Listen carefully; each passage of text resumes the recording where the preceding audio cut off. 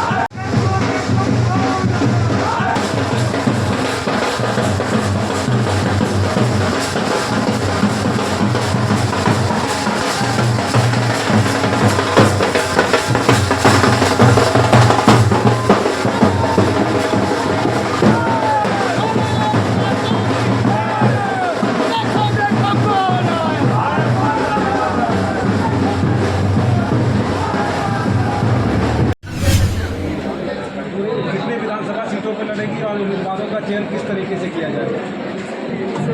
पहली बार तो हम 243 की तैयारी कर रहे हैं।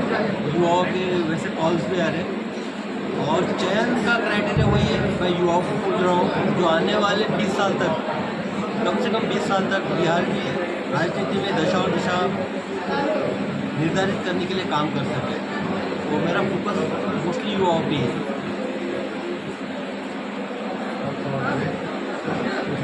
सर, युवाओं बिहार में बेरोजगारी बढ़ी है, भ्रष्टाचार चरम सीमा, इसे हटाने के लिए आपका मेरे ख्याल से जो मैंने महसूस किया, यहाँ पे 3 फैक्टर सबसे इम्पोर्टेंट है: क्राइम, करप्शन और कास्ट।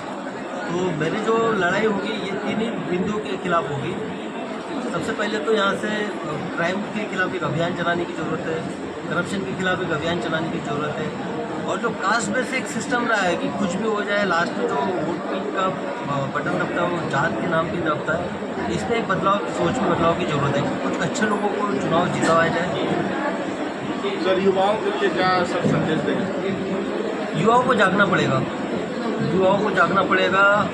और विगत 75 साल में जहाँ पे हम थे ऑलमोस्ट वहीं पे हम है, क्योंकि बाकी स्टेट का अगर कंपेयर करेंगे तो कोई भी आप पैरामीटर उठा लीजिए, जीडीपी से लेके पर कैपिटा इनकम से लेके पॉवर्टी, बिलो पॉवर्टी लाइन की संख्या से लेके कोई भी आप इकोनॉमिक इंडिकेटर उठा लीजिए। बाद में माइग्रेशन के इशूज़ है, क्योंकि ऐसा एक बिंदु उठा लीजिए जिसमें कि हम बोल सकें कि नहीं हम उसमें अच्छा कर रहे हैं और अच्छे पोजीशन पे, वो तो मुझे दिखाई नहीं देता। तो सारी चीज़ों में हमको जगना है और सारी चीज़ों के जो पैरामीटर से बदलना है, तो युवाओं को जगना पड़ेगा। युवाओं को अपने हक के प्रति जगना पड़ेगा। जो मैं हमेशा बात करता हूँ कि वोट देने से काम नहीं होगा। अगर आप वोट दे भी रहे हो, ठीक है, हमारे कैंडिडेट को वोट नहीं दे रहे हो, लेकिन जिसको भी वोट दे रहे हो वो चुनाव जीत रहा है, तो उसके बाद आप अधिकार दे रहे हो, तो उससे इतना ताकत भी रखो कि अपने काम भी करवा लो, अपनी आवाज़ भी उनको बनवाओ, उनसे अपने एरिया के लिए योजना भी लाओ, उनसे अपने लिए जो समस्या है उसका समाधान भी ढूंढो।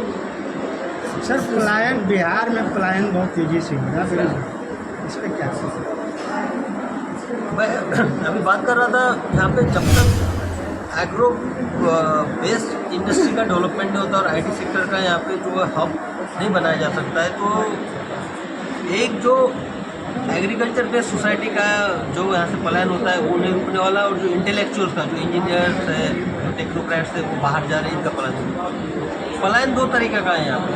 आप गांव में देखते हो एक मजदूरी वाला पलायन होता है, और दूसरा जो होता है जो अपने ब्रेन का, जो टैलेंटेड लोग हैं जहाँ जाके वहाँ बच जाते हैं। तो दोनों तरह के पलायन को रोकने की ज़रूरत है। तो तभी जो टैलेंटेड और एग्जीक्यूटिव जो माइंड्स है उनका पलायन तभी रुकेगा जब उनको लगेगा कि नहीं यहाँ पे हमारे फैमिली के लिए सुरक्षा है, यहाँ पे हमारा फ्यूचर हो सकता है, हम यहाँ रह सकते हैं। और दूसरी बात जो है, जो गाँव से पलायन होता है तो उनके लिए आपको इनकम के सोर्सेज देने पड़ेंगे, और वो इनकम के सोर्सेज आएंगे एग्रो बेस्ड इंडस्ट्रीज लगाने से, उनको जो सरकारी योजनाओं का अच्छे तरीके से लाभ पहुँचाने से, और उनको ताकत देने से। सर, अन्य पार्टियों से हिंद सेना किस तरह विभिन्न है और लोग युवा इससे क्यों जुड़े? अन्य पार्टियों के जो चेहरा है आप देखिएगा, वो किसी न किसी जो कैलकुलेशन है उनके, वो जात के आधार पर कैलकुलेशन दिखेंगे। कोई ये इक्वेशन बिठाता है, कोई वो इक्वेशन बिठाता है, कोई अगड़ा पिछड़ा, कोई दलित माँ दलित, कोई पिछड़ा अति पिछड़ा, ये सारे इक्वेशन है। तो सबसे पहली बात है कि पहला मेरा प्रयास है ये यहाँ पे कि इन जात पात से ऊपर उठ के एक कोई नया धारा बनाने का। तो सबसे बेसिक तो यहीं पे डिफरेंस है। सर, जिस प्रकार से आपने हिंद सेना का गठन किया, लगातार बड़ी बड़ी और भी पार्टियां हैं आपको गठबंधन में जोड़ने का प्रयास करेगी, तो इस पर आपकी क्या राय है सर? नहीं, गठबंधन के लिए प्रयास तो बहुत लोगों ने एक्चुअली ऑफर भी किया है कि हमारे साथ आइए करके, लेकिन अब मैं बहुत अर्ली स्टेज पे हूँ। अभी लोगों को जो देख रहा हूँ, युवाओं को पूछ रहा हूँ, आने वाले समय में पता चलेगा। अब उनको क्या है कि उनको, मुझे लगता है कि एक ईमानदार फेस की ज़रूरत है। ईमानदार फेस किसके पास है आप बताइए, वही है। अभी आने वाले समय में पता चलेगा। हैं उसके बाद भी जो है कि आपका क्या सोच है, इस पर आप क्या करें? मेरा इसमें एकदम क्लियर कट है। मैं लॉ एनफोर्समेंट एजेंसीज का काम कर चुका हूँ, मैं पुलिस में रहा हूँ, और दमखम के साथ मैंने जो टेरर रिलेटेड केसेस है उसको भी देखा है। तो इसका एक ही सोल्यूशन है, आतंकवाद के खिलाफ की लड़ाई ऑप्टिमम होनी चाहिए और रूटलेसली होनी चाहिए। उसमें किसी तरह का यहाँ वहाँ न करते हुए एकदम डायरेक्ट होना चाहिए। और ऑपरेशन सिंदूर हमें भारतीय होने पे गर्व महसूस करवाता है।